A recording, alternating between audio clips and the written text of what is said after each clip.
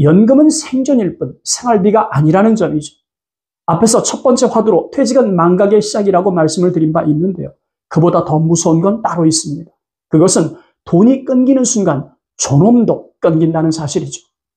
안녕하세요. 고갈TV 이종범 소장입니다. 여러분 혹시 이런 말 들어본 적 있으십니까? 퇴직자를 걱정해줄 회사는 그 어디에도 없다. 처음 들었을 땐 좀 거북하게 느껴질 수도 있습니다. 하지만 한 번 더 곱씹어 보세요. 회사라는 울타리가 사라지는 순간 우리는 조직 밖의 사람이 됩니다. 더 이상 보고할 상사도 없고 점심을 함께할 동료도 없죠. 출근하는 이유도 퇴근하던 시간도 하루아침에 사라지니까요. 그리고 그때 비로소 깨닫게 되는 게 있습니다.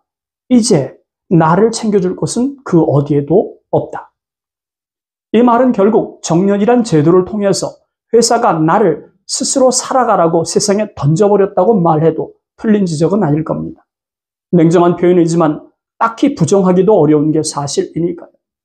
회사도 제도도 국가도 퇴직자의 삶을 대신 책임져 주지 않는 게 현실입니다. 그래서 오늘은 이런 질문을 꼭 좀 드리고 싶어요. 그렇다면 퇴직한 그 다음은 어떻게 하시겠습니까? 이건 단순한 질문이 아니죠. 그냥 센 말 한 줄로 시작하려는 게 아닙니다. 지금 대한민국에서 퇴직자가 마주하고 있는 가장 현실적인 경고이며 이제 막 퇴직을 앞두고 있거나 이미 퇴직한 당신에게 더 이상 미룰 수 없는 진짜 중요한 질문이니까요. 그래서 본 영상은 퇴직자에게 매우 중요한 내용을 5가지 소재로 나누어서 2편의 영상으로 제작했습니다. 여러분의 관심과 호응을 부탁드립니다. 대한민국 어느 곳도 퇴직자를 걱정해주는 회사는 없다. 첫 번째 영상, 첫 번째 화두는 퇴직은 해방이 아니라 망각의 시작입니다. 퇴직 후엔 누구도 날 기억하려고 애쓰지 않죠. 물론 나도 나를 잊어가는 게 현실이니까요. 제가 참석하는 모임에서 전직 부장이 이런 말을 하더군요. 정년까지 채우고 떠나던 날 전 임직원들이 박수를 치면서 배웅을 했고 꽃다발이 쏟아졌답니다. 그리고 힘줘서 그는 이렇게 말했죠. 감사했습니다. 이제 저는 제2의 인생을 시작하겠습니다. 그리고 딱 1년이 지났답니다. 그 회사의 동료를 만나러 가서 이런 말을 전해 들었다는 거예요. 형님, 후임으로 온 부장에게 신입사원이 어디서 듣고 왔는지 형님에 대해서 물었는데 어떤 대답이 나온 줄 아세요? 글쎄, 누구였더라? 갑자기 물으니까 이름이 잘 생각이 나지 않네? 이런 대답이었어요. 짧은 대화지만 이게 현실 아닙니까?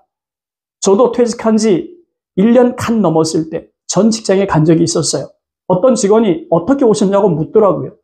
당연히 모르는 게 정상인데 왠지 모를 씁쓸함 같은 게 느껴지더라고요. 건방진 생각이지만 내가 누구였는지 알려주지 않았나? 이런 꼰대 같은 자존심이 올라오더군요. 퇴직과 동시에 기억에서 삭제되는 건 지극히 당연한 일인데 말이죠. 퇴직은 절대 해방이 아니죠. 오히려 망각의 시작이라고 보는 게 현실적입니다. 여러분, 장자크 루소 잘 아시죠? 노인은 2번 죽는다. 한 번은 잊혀질 때, 그리고 한 번은 실제로 숨을 멈출 때다. 그렇다면 이런 해석이 가능할 것 같습니다. 누구든 퇴직하면 첫 번째 죽음을 맞이한다. 섬뜩한 표현이지만 그 누구도 나를 불러주지 않으니까요. 내 이름 대신 불리던 직함은 사라졌고 이사님, 차장님, 부장님 같은 호칭은 이미 잊힌 과거형이 됐으니 그 사람 누구였지? 라는 표현도 하등 이상할 건 없습니다. 어떤 분은 이렇게 말씀하시는 분도 있긴 합니다. 그래도 괜찮아요. 가족이 있잖아요. 저도 충분히 납득할 수 있는 말이지만 본질적인 측면에서 잊지 말고 기억해야 할 게 있습니다. 가족은 함께 사는 사람이지 생계를 책임져주는 시스템이 아니라는 사실이죠. 직장에서만 쓰던 말이지만 이제는 진짜 나 자신에게 물어야 합니다. 내가 빠진 자리에 누가 앉을까? 그리고 그 자리는 지금 나 없이도 잘 돌아가고 있을까? 이런 생각을 가끔씩 우리를 허무 속으로 밀어넣기도 합니다. 우리가 있었던 자리는 불과 수일 만에 완벽히 대체됐고 그 자리를 지키던 나는 우리 집 안에서도 조용한 배경이 되고 있으니까요. 퇴직은 고립되는 것이 아니라 잊히는 것이라는 생각이 현실적 판단 아니겠습니까? 고립은 버텨낼 수 있어요. 하지만 조직에서 잊히고 사회에서 잊히고 주변에서 잊히는 나를 견딜 수 있을까요? 나라고 하는 존재의 흔적이 사회에서 빠르게 지워지는 것을 느끼는 감정, 그것이야말로 퇴직 후 가장 먼저 나를 찾아오는 위험 아닐까요? 그럼 질문 드리겠습니다. 여러분은 퇴직 후에 무엇으로 어떻게 기억되고 싶습니까? 직함이 아닌 내 이름으로 남을 준비가 되어 있습니까? 지금 준비하지 않으면 우리의 이름은 조용히 하지만 빠르게 잊혀질 겁니다. 누구의 책임도 아니고 누구의 잘못도 아니죠.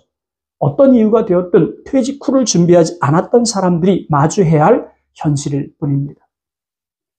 퇴직자의 입장에서 말씀드리고 싶은 게 있어요. 퇴직은 절대 끝이 아닙니다. 퇴직 후를 제대로 준비하지 않으면 잊히는 것을 넘어 투명 인간 취급 받을 수 있습니다. 대한민국 어느 곳도 퇴직자를 걱정해주는 회사는 없다. 두 번째 화두는 연금은 생존일 뿐 생활비가 아니라는 점이죠. 앞에서 첫 번째 화두로 퇴직은 망각의 시작이라고 말씀을 드린 바 있는데요. 그보다 더 무서운 건 따로 있습니다. 그것은 돈이 끊기는 순간 존엄도 끊긴다는 사실이죠. 실제 사례 하나 말씀드릴게요. 50대 후반에 퇴직한 A씨 사례입니다. 퇴직 후에 자신이 받을 수 있는 국민연금을 좀 조사해 봤더니 월 89만 원 정도가 예상이 되더랍니다. 그래도 나 혼자 쓰기엔 괜찮겠지라면서 걱정 없이 퇴직을 맞았다는 거예요. 하지만 정작 문제가 된 건 퇴직 후 현실이었답니다. 전기요금, 건강보험료, 식비, 아내 용돈, 경조사비, 자신이 쓰는 돈이 아니라 사회가 요구하는 돈이 훨씬 많았다는 거죠. 그러면서 하는 말이 연금은 내가 사는 데 필요한 돈이 아니라 죽지 않을 만큼만 주는 돈이구나. 여러분, 국민연금은 생존비이지 생활비는 아닙니다. 국민연금은 숨을 쉬게 해주지만 삶을 누리게 할 만큼의 돈은 아니죠. 많은 사람들이 한 착각이 있어요. 국민연금 나올 테니까 괜찮겠지. 저는 힘줘서 드리고 싶은 말이 있어요. 내가 벌지 않으면 나의 삶을 누구도 지켜주지 않는다. 퇴직자에게 정말 필요한 건 많은 돈이 아니라 매달 작지만 꾸준한 수입이죠. 연금소득 외에 100만 원만 추가해도 나의 존엄을 지킬 수 있고 누구에게도 고개를 숙이지 않아도 될 테니까. 어떤 일을 통해서 소득을 만들든 처음엔 아마 작은 돈일 거예요. 아니, 푼돈일 수도 있습니다. 하지만 돈이 되는 흐름을 익힌 사람과 그냥 연금만 기다리는 사람은 1년 후, 2년 후 시간이 지나면 지날수록 삶의 표정부터 달라집니다. 퇴직 후에 필요한 건 아무도 나를 고용하지 않아도 내가 돈을 벌 수 있는 구조를 만드는 거예요. 대한민국 어느 곳도 퇴직자를 걱정해주는 회사는 없다. 세 번째 화두는 퇴직하면 관계가 사라진다. 사람을 다시 설계하라입니다. 퇴직 후 제일 먼저 사라지는 게 뭘까요? 저는 사람이라고 생각합니다. 함께 일하던 동료, 매일 점심을 같이 먹었던 선배, 거래처 사람들. 그들은 내 인생의 사람이 아니라 냉정하게 진단하면 일이라고 하는 구조 안에 있었던 인연이었던 거죠. 엄밀히 말하면 사람이 내 곁을 떠난 게 아니라 일이라고 하는 구조가 사라지니까 내 곁의 사람도 함께 사라졌다고 보는 게 합리적 판단 아니겠습니까? 어떤 모임에 갔는데 퇴직 임원이 이런 말을 하더라고요. 수십 명이 나를 따랐다고 생각했는데 퇴직하고 나니까 전화 오는 사람 단 한 명도 없어요. 자, 이제 이런 질문이 필요할 때가 됐습니다. 여러분이 직장을 떠난 후에도 연락할 수 있는 사람 몇 명이나 될까요? 또 그 사람과 어떤 이야기로 계속 연결될 수 있을까요? 잘 아시는 것처럼 인과관계는 자연스럽게 유지되지 않습니다. 유지하려면 반드시 상할 만한 나의 에너지를 쏟아내야 하죠. 그리고 퇴직하면 관계 유지를 위해서 내가 써야 할 에너지는 점점 더 커집니다. 싫든 좋든 퇴직 전에는 회사라는 시스템이 인간관계를 연결해 주었기 때문이죠. 하지만 퇴직하고 나면 나와 사람을 강력히 연결해 줄 회사가 사라집니다. 이제 아무도 나를 챙겨주지 않아도 되는 현실이 벌어지는 거죠. 많은 분들이 흔히 하는 말이 있어요. 이제는 좀 편하게 사람들과 거리를 두고 살고 싶어요. 정말 그렇게 되길 원할까요? 현실은 정반대입니다. 퇴직한 그 이후에 관계가 무너지면 자칫하면 삶 전체가 무너지니까요. 관계는 정보이고 기회이고 감정의 안전망입니다. 누군가 물어주는 안부 한마디도 소소한 커피 한 잔을 편안히 나눌 수 있는 사람. 이런 관계는 퇴직자의 하루를 버티게 해주는 마지노선이라고 해도 과언이 아니죠.